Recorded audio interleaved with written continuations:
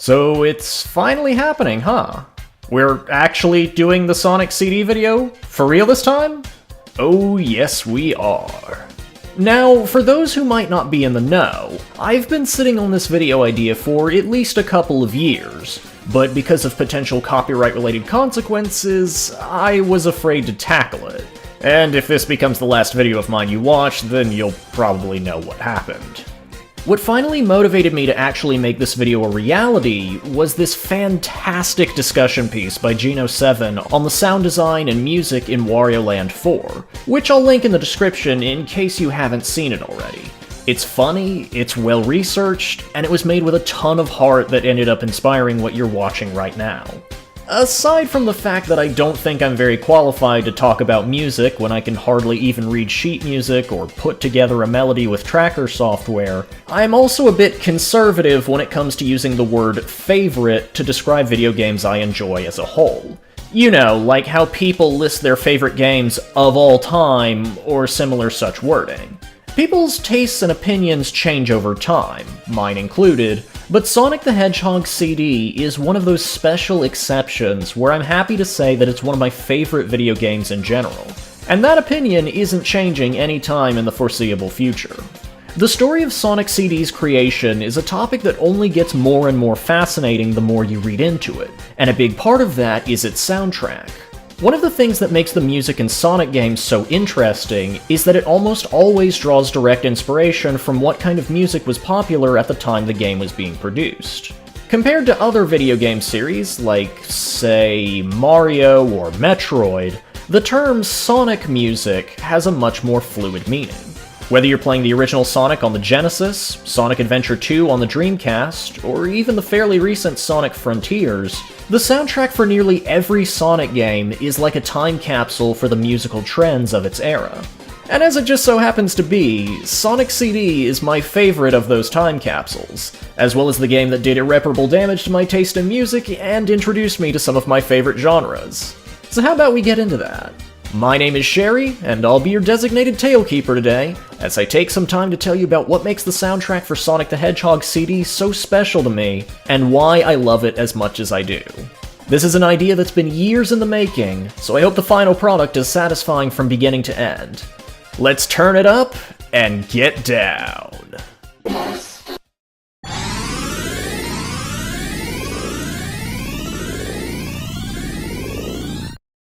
So I didn't mention this in the introduction, but you probably already gathered from the title that this video is strictly about the Japanese/European soundtrack for Sonic CD. And while I'm more familiar with, and greatly prefer, the original Japanese soundtrack, that's not the reason why the American soundtrack is being excluded here. That one's worth discussing for totally different reasons than what I'm about to get into. So if I want to talk about the American soundtrack later down the line, I'd rather do it in a separate video, where it wouldn't feel unnecessarily forced in. Anyways, I've delayed this long enough, so let's get into the real meat of the matter.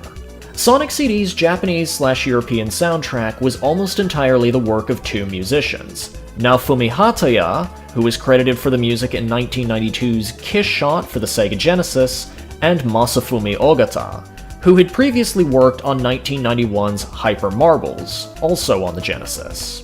But I also want to take a moment to acknowledge the additional contributions of Yukifumi Makino, who handled the game's sound effects and sound programming. That's a part of audio design in video games that often gets overlooked compared to the music, even though it's just as integral to the experience. But he's also responsible for creating that absolutely terrifying drowning theme that you hear in so many Sonic games, so it evens out. Now, Sonic CD wasn't the first time that Naofumi Hataya and Masafumi Ogata had worked together. They were definitely familiar with each other's company, having previously collaborated on Golden Axe 2 for the Genesis, and, funnily enough, another Sonic game, that being Sonic the Hedgehog 2 for the Game Gear and Master System. As I mentioned earlier, the musical identity of Sonic is a lot more fluid than most other video game series, so every composer Sega hires brings something new to the table, including the duo of Naofumi Hataya and Masafumi Ogata. These two were massive house heads and vinyl junkies, with deep interest in the club music and experimental scenes of the late 80s and early 90s. And although their initial work with Sonic 2 on the Game Gear/Master System was limited by the hardware running it, and they weren't the only composers involved with that game, their contributions are still noteworthy because they sound like a prototype for what they'd perfect with Sonic CD just a year later.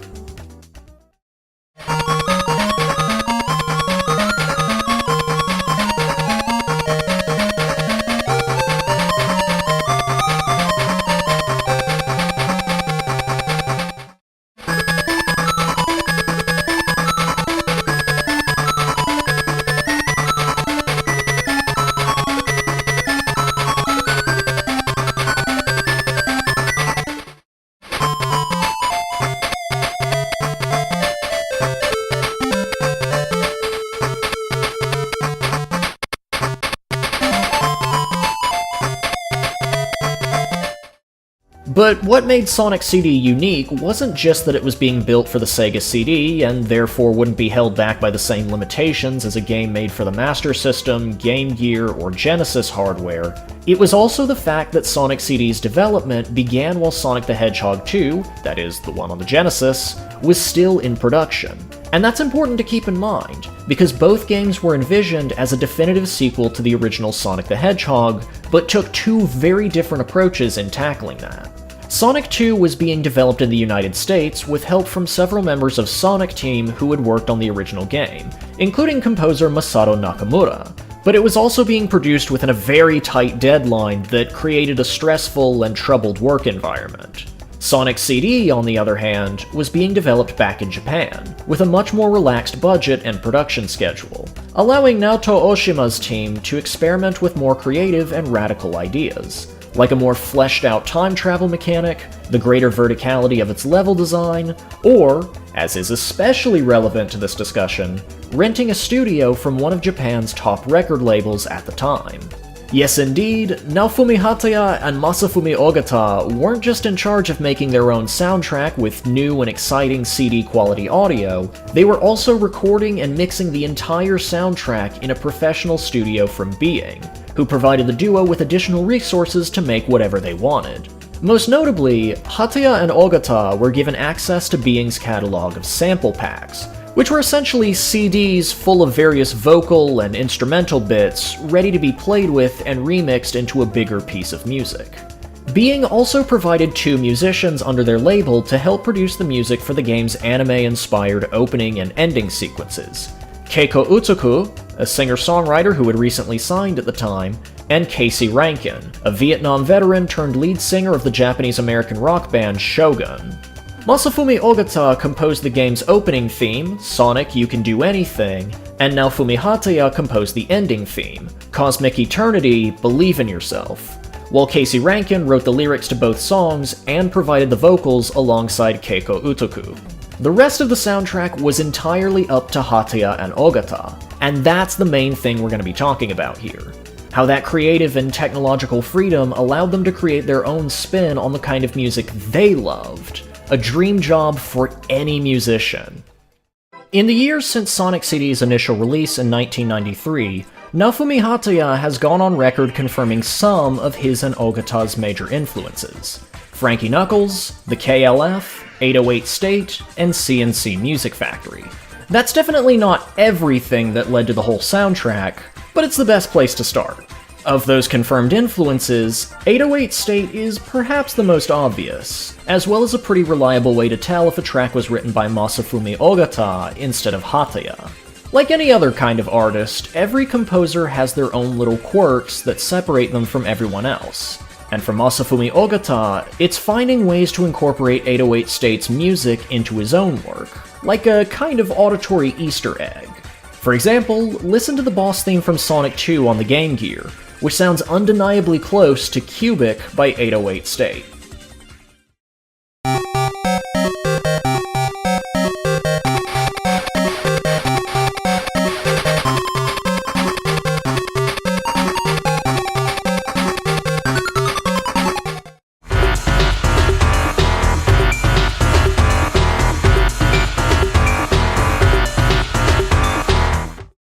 When it came time to work on Sonic CD, Masafumi Ogata looked to 808 State's most well-known single, 1989's Pacific State. This can best be heard in the default music for the DA, or Disc Audio, Garden, a sort of hybrid between a sound test and a technical demo showing off the Sega CD's sprite scaling and rotation effects. Don't worry about not being able to hear it. It's about as subtle as a flying sledgehammer.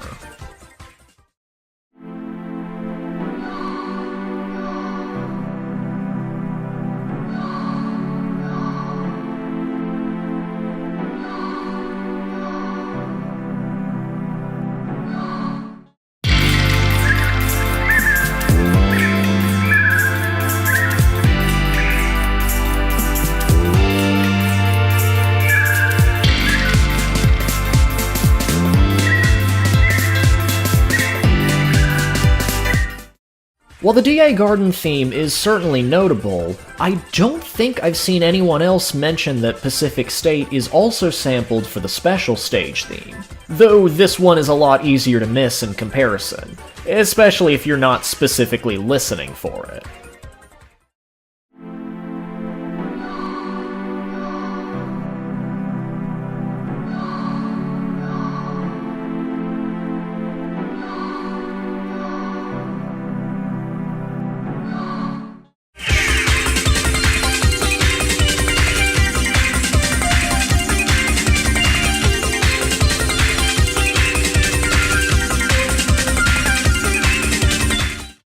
The next confirmed influence is Frankie Knuckles, who is one of the inventors of house music, a genre named after the very nightclub where he and others like to perform, the Warehouse, which was at the important crossroads of Chicago's black and queer communities in the late 70s and early 80s.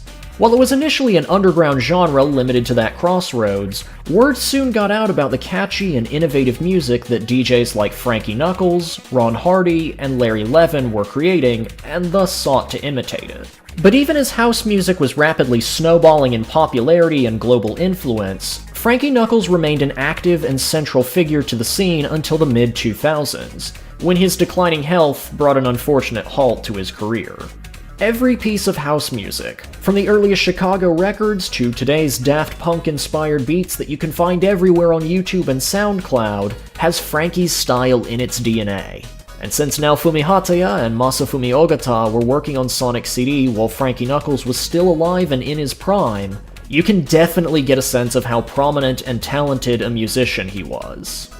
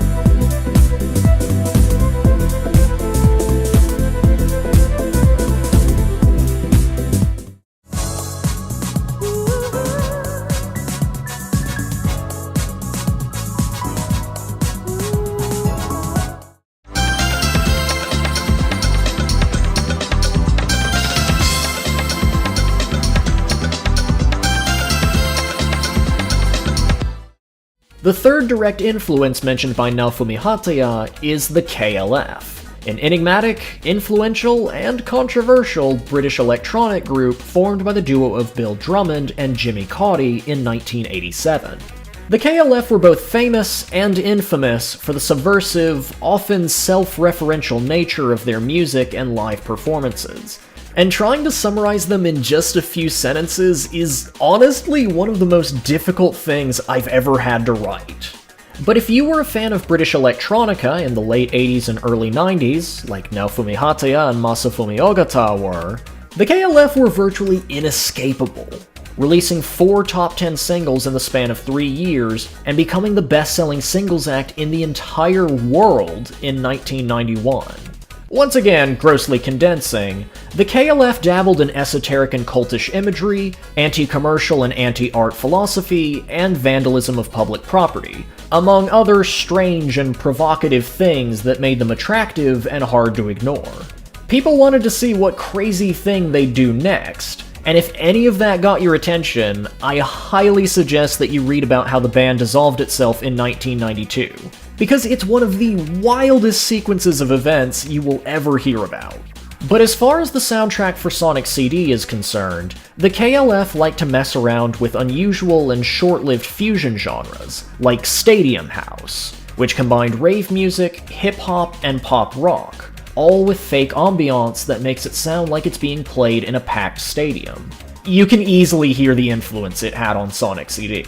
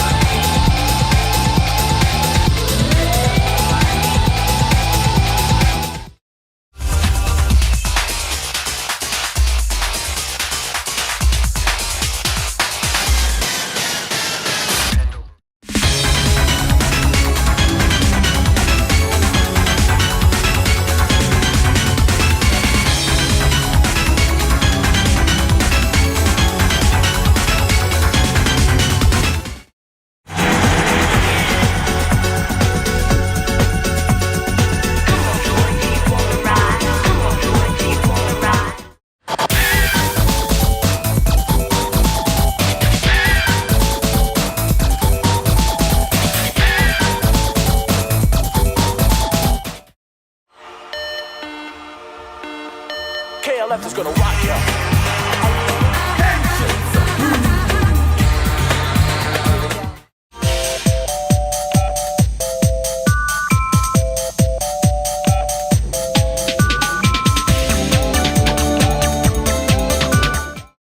To be honest, I feel like there might be some kind of influence from the KLF going on in Sonic CD's final boss theme as well, given how unusual and over-the-top it is, unlike the final boss itself. But for the life of me, I can't seem to pin it on anything really concrete, so forgive me if this one is spitballing a bit.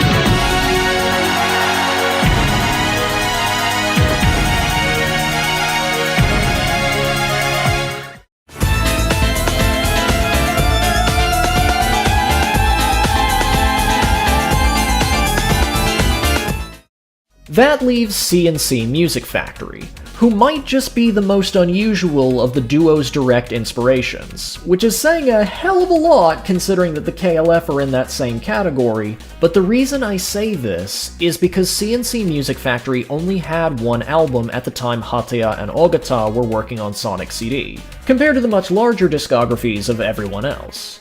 However, that one album, Gonna Make You Sweat, was hugely successful, especially for its namesake track, which you might better recognize as Everybody Dance Now.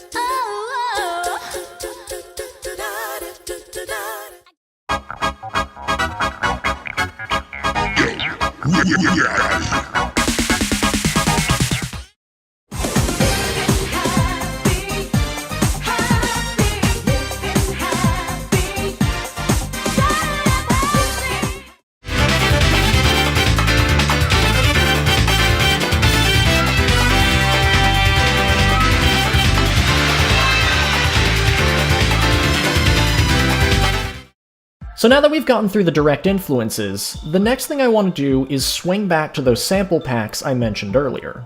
Obviously, the practice of sampling wasn't new in the early 90s, but sample packs were, and that's what makes them an important part of Sonic CD's soundtrack within the context of the era when it was produced.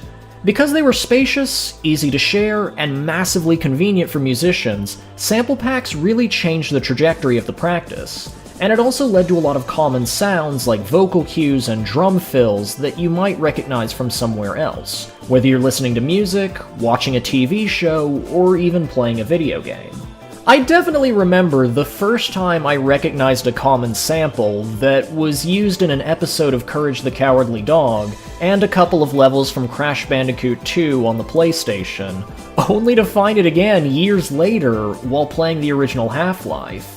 And here in the age of the internet, where information is more easily accessible than ever, people have been able to track down and catalog several of the songs that Naofumi Hataya and Masafumi Ogata directly sampled when creating the music for Sonic CD. By far, the most well-known sample in the entire soundtrack is a vocal bite that's been affectionately called the Hue or Hui, which can be heard in every time period of Stardust Speedway.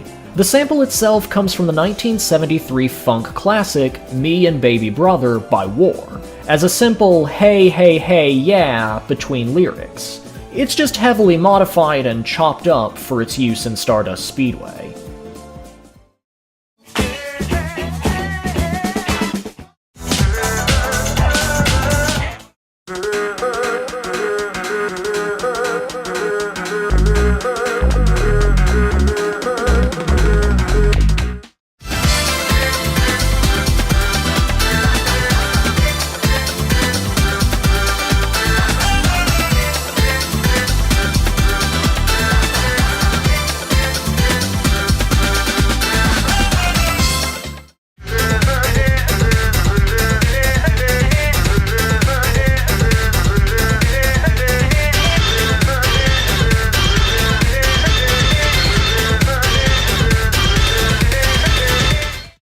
However, that's not the only time this song was sampled for Sonic CD, as there's also an sound that's used for Collision Chaos's Bad Future version.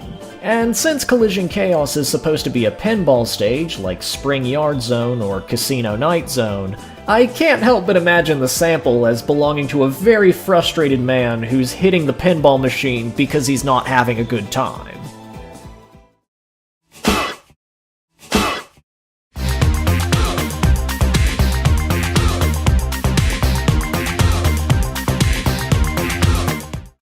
Stardust Speedway has another direct sample at its core, and that's the actual hook of the theme, which was very likely inspired by 1988's Walk the Walk by Shack Attack, who were quite popular in Japan around the time Sonic CD was in production.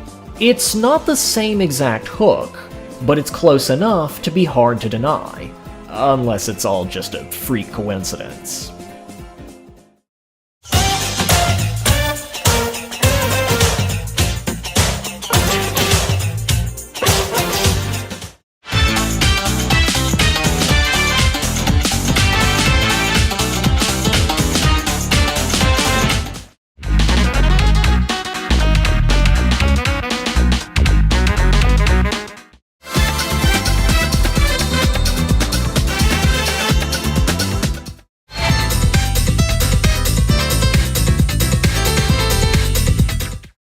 Just in general, Stardust Speedway is where Naofumi Hataya went absolutely nuts with all the samples he had at his disposal inside the recording studio, and I think that's a big part of why it's the most popular part of Sonic CD's soundtrack.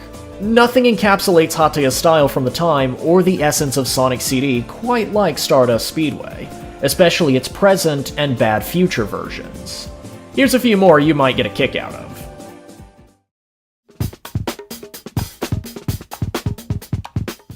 1, 2, 3, 4, hit it! See if y'all want me to turn up, tell Soundman, say turn it up! Turn it up! Oh, this stuff is really fresh!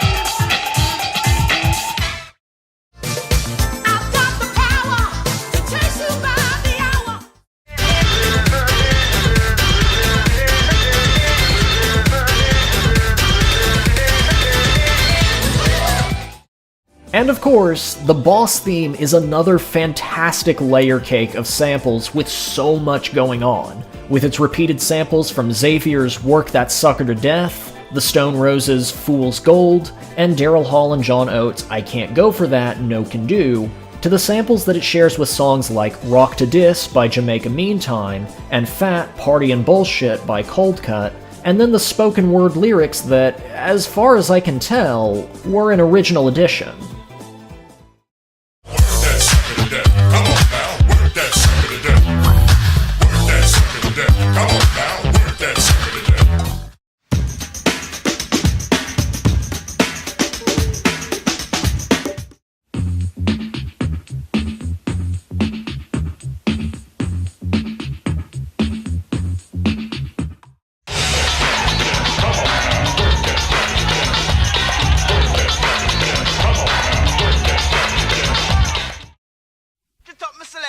Shot like this could have never missed. It should have loaded up in a double barrel, cut the trigger and fire like this. Hit it up, my selector.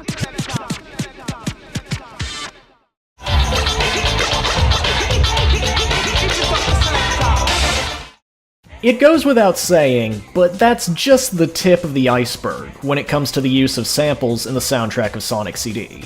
I simply wanted to share some of the strongest examples before moving on to the most fun part of this video, because we can also draw some plausible connections and educated guesses as to what other kinds of songs might have inspired Naofumi Hataya and Masafumi Ogata's work on Sonic CD. And to help streamline the discussion, I took all of these possible influences and stripped them down to a set of genres that were at least somewhat relevant at the time Hataya and Ogata were recording and mixing the soundtrack. New Jack Swing, Techno, Acid Music, Eurohouse, and Italo-House. Some of the comparisons you're going to hear might not be as clear or convincing as others, but that's just the nature of making educated guesses. Not everything's going to be a 100% match. So, of the genres I just mentioned, I want to start with New Jack Swing, because it should sound pretty familiar to anyone who has experience with the early Sonic games on the Sega Genesis. After all, there are few pieces of video game music that show such clear influence from New Jack Swing as Spring Yard Zone from the original Sonic the Hedgehog in 1991. Now, the easiest way I can describe New Jack Swing is, if it sounds like the theme song to The Fresh Prince of Bel-Air, then it's probably New Jack Swing. But, for the sake of a slightly more detailed description, New Jack Swing was primarily a fusion of vocal and rhythmic techniques from R&B and hip-hop, though later examples would also draw from further genres like house music, funk, and soul. Spearheaded by early successes like Guy, Bobby Brown, Tony, and I'll Be Sure, New Jack Swing took pop music by storm from the end of the 80s to the halfway point of the 90s, by which point the instruments powering the genre, like the Roland TR-808 drum machine and keyboards like the Yamaha DX7 and Roland D50, had become dated and quietly fizzled out of style and production. It was the very definition of a fad genre, but that's not a bad thing in the slightest. Nothing captures the character of the 80s-90s transition quite like New Jack Swing, and it's one of my personal favorite genres of music. While its popularity wasn't long-term, it was big enough to garner an international following while it was still in vogue, including in Japan, with artists like Toshinobu Kubota, Zoo, Miho Nakayama, and Gwenko all showing notable inspiration from New Jack Swing during the turn of the decade. Japanese video games were also quick to adopt the sound of New Jack Swing, and you can hear it in titles like 1989's The Revenge of Shinobi on the Sega Genesis, 1991's Cosmic Psycho for the Sharp X68000, and 1992's Art of Fighting for the Neo Geo, though that last one's a little stronger in the Super Nintendo version. So it's not too hard to imagine that New Jack Swing must have been on Naofumi Hataya and Masafumi Ogata's minds at some point while working on Sonic CD. And between the two, I'd say this leans more towards Naofumi Hataya's style, because you can hear pieces of New Jack Swing in some of the other games he wrote music for, most notably The Hybrid Front, which was released for the Sega Genesis in mid-1994, not even a full year after Sonic CD. You can dance if you want to. Dance if you want to. You can dance if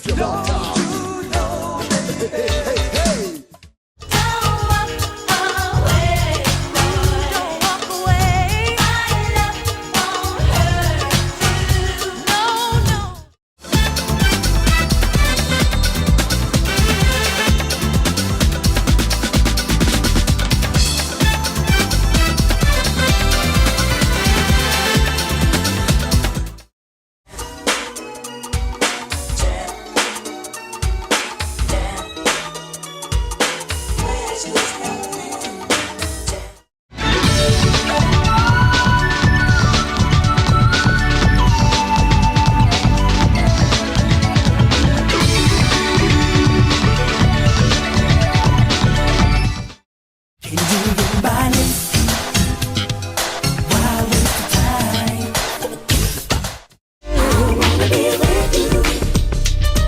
and every day, there's no better loving than the one we share.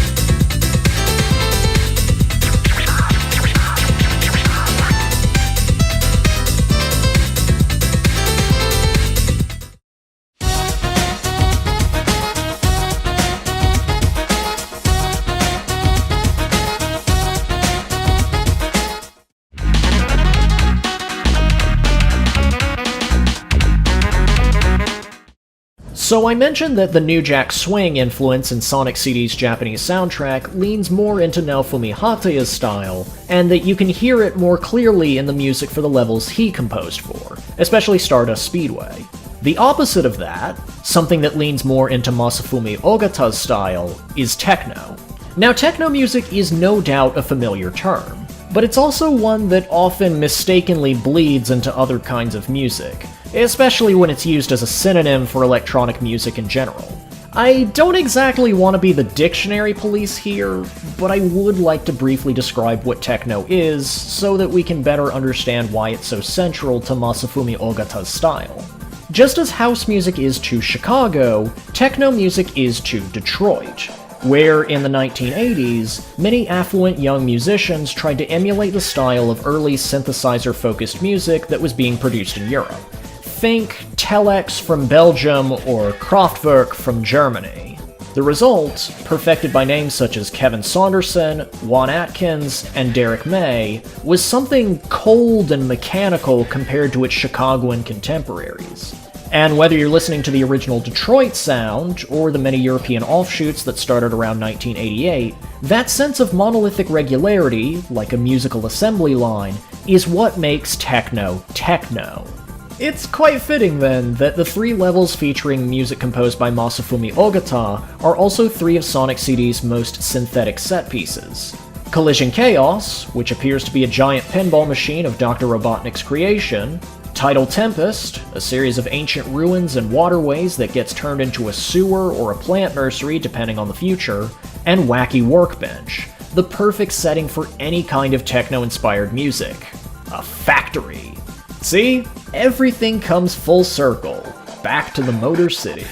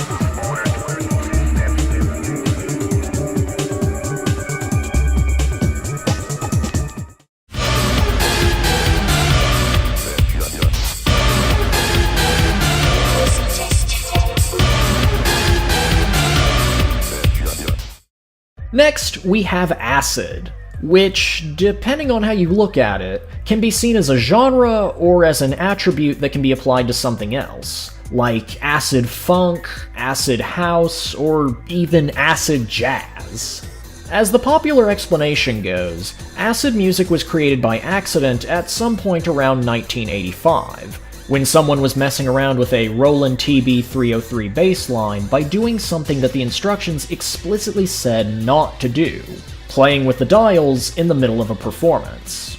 This created a squelchy, squirmy, and bubbling sound that was exciting and totally new to electronic music, which meant that it was guaranteed to spread like wildfire in the late 80s. Some say that the name acid was coined in reference to 1987's Acid Tracks by Future, one of the earliest and most famous examples of the genre, while others say that acid is a description of its fluid and corrosive sound. But plenty of folks will tell you that the name was all about the rave drugs, saying that you weren't actually experiencing the music the right way unless you were on ecstasy or LSD. Paying a visit to Ebenezer Good, if you may. As far as Sonic CD is concerned, influences from acid music tend to be exclusive to the bad Future tracks, since the naturally aggressive and intense sound of acid music easily fits the kinds of apocalyptic, hyper-industrial hellscapes that Little Planet will turn into if Dr. Robotnik successfully takes over. The guy has an IQ of 300, so you know he's gotta be able to throw one hell of a rave.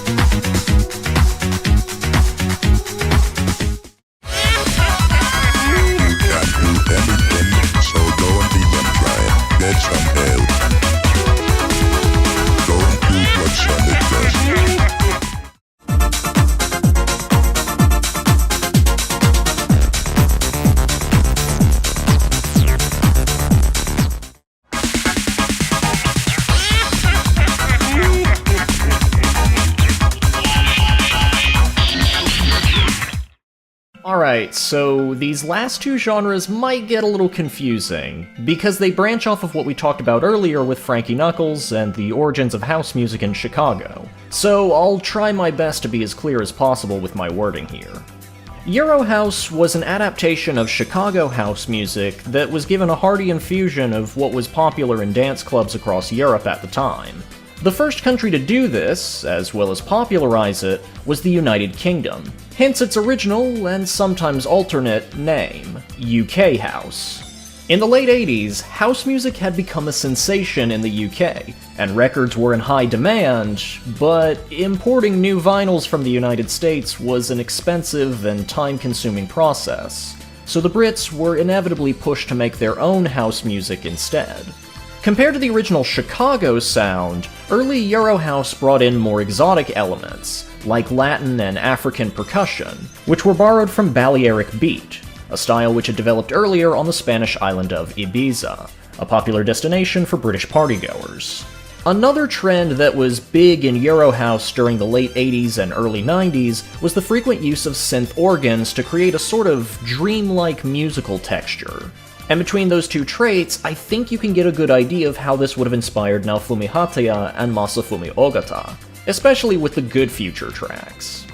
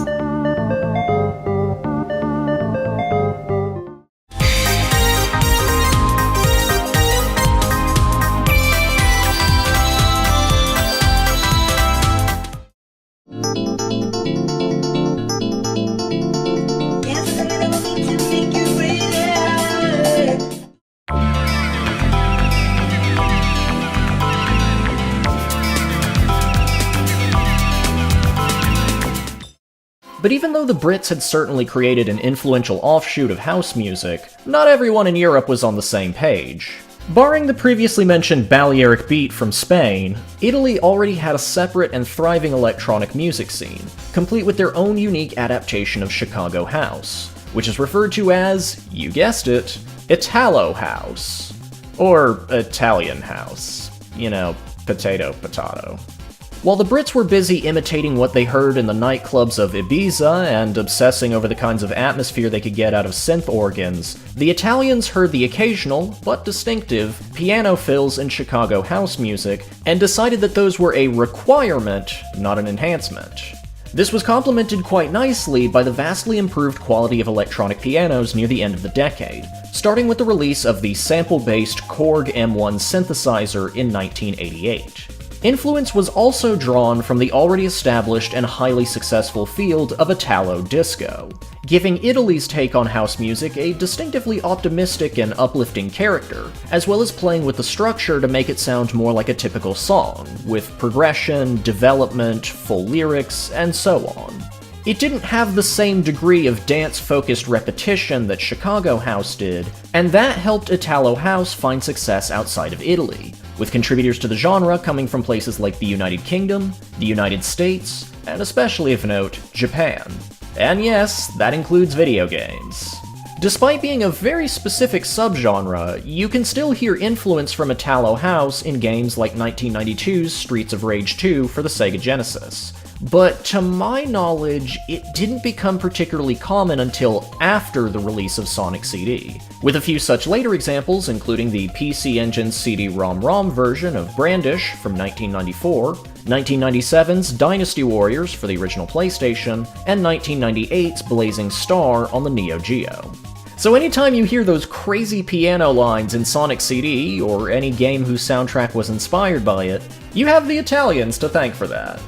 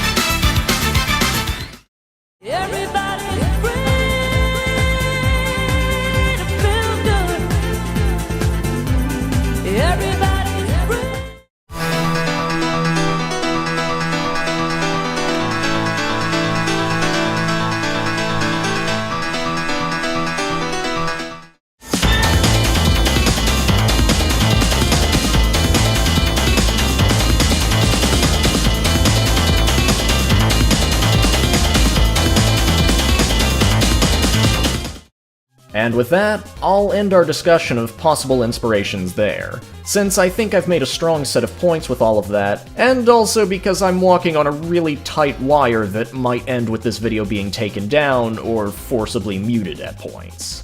Maybe I'm right on the money with some of these, or maybe they're just coincidental and could be better understood as, if you liked this part of Sonic CD, then listen to this sorts of songs.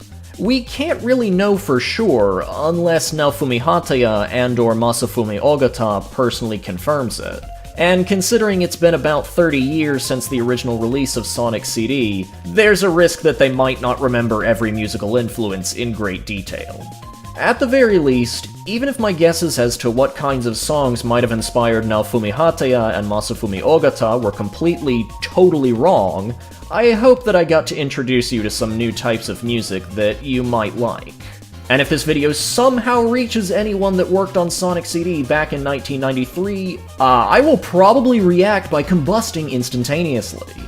But that's everything major I wanted to cover, and I don't want to waste any more of your time than I already have. So let's wrap things up, shall we?